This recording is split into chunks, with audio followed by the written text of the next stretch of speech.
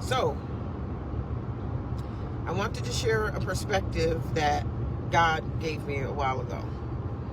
And if you see me wipe my nose, that's because of the weather is so nice that, of course, my allergies are kicking in. So I have no choice but to dap this nose. And you see how big it is, okay? I can't keep nothing in there if I wanted to, honey. If it feels like falling out, it falls on out. So it is what it is. Want me to tell you something funny real quick? My ex-husband used to say, I know you ain't never sniffed no coke. I said, what? I said, no, I didn't. Why? He said, because you wouldn't get nobody to share with you, because the minute you walk into the dope house, just from you breathing, you would sniff an 8-ball.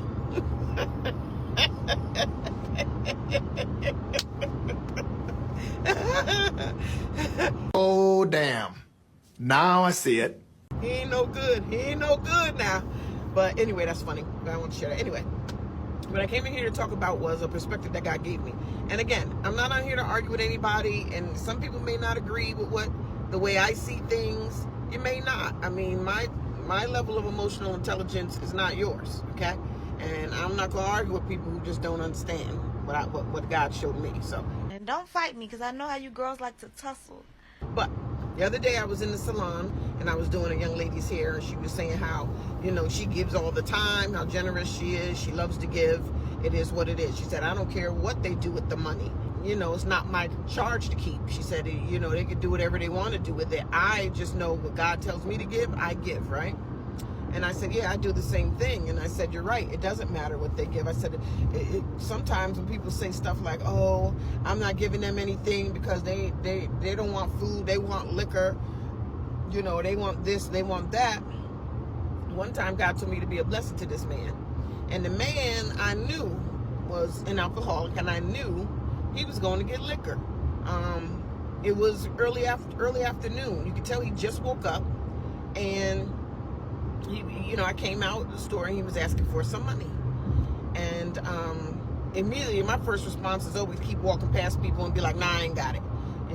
Sometimes I don't got time to be fooling with people like that. I ain't got it. Man asked me last night in the car with Minnesota States tags at 10:30 at night when I'm leaving the salon, you want to buy some steaks? I said, I don't eat beef or pork. Without even breathing, I don't eat beef or pork. My coworker said, you don't eat beef? I said, oh, yeah, I tear steak up. I said, but he had to know that. Anyway, I was coming out of the store, and this man, he was groggy, just woke up or whatever, and he said, do you have anything? You have a couple dollars? I could smell the alcohol permeating off of his skin. And at first I was like, nah, and went on to my car. Get in the car, and God says, I want you to go back and give him some money. Now, when God tells me to bless people, I don't care. I'll do it. So it's not a problem for me, especially if I have it. Oh yeah, I'm gonna give out this storehouse, because that means God's gonna give me extra for being obedient, right? So I don't really care about that. So anyway, I get out to give him the money, and I give him the money. And I get back in the car, and I was like, well, God, some people say they ain't gonna give people no money because they know they're gonna get alcohol, and if they ain't getting no food, they ain't gonna feed them. And God said, let me tell you something. And this is what he told me. He said, people who are alcoholics, if they don't get a drink after, they can't go cold turkey, in other words. If they don't get a drink, their bodies and their hearts and stuff is shut down. They'll go into shock. True alcoholics. And they won't easily recover. He said, so that being said, I told you to give him some money because he needs a drink now.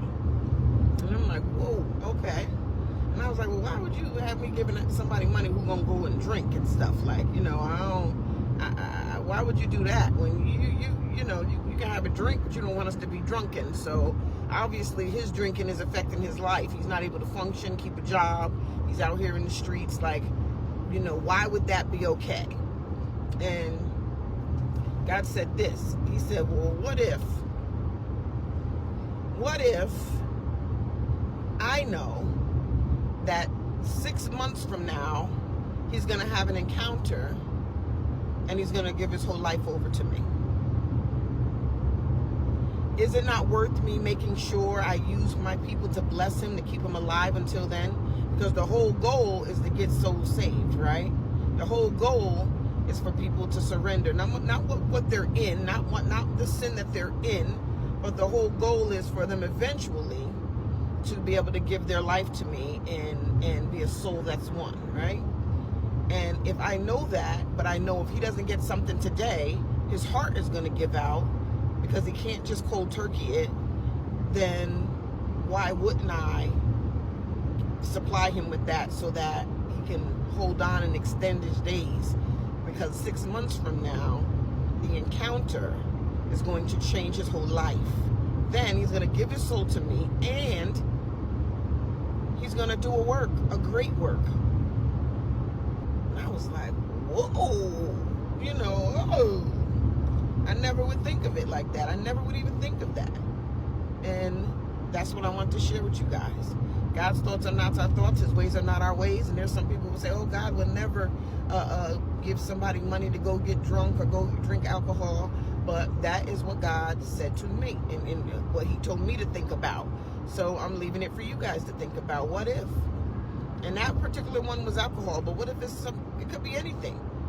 But if he knows and he's putting things in order to present you with an opportunity to give your life to him, and knows that something is going to change in your life at a certain point, then yeah, I believe he would lend to keeping you alive so that he can have your heart and your soul, and that you won't die and burn anyway, and I believe that, and that made me grateful, because I'm very imperfect. And it just let me know today, look, he'll do the same for you.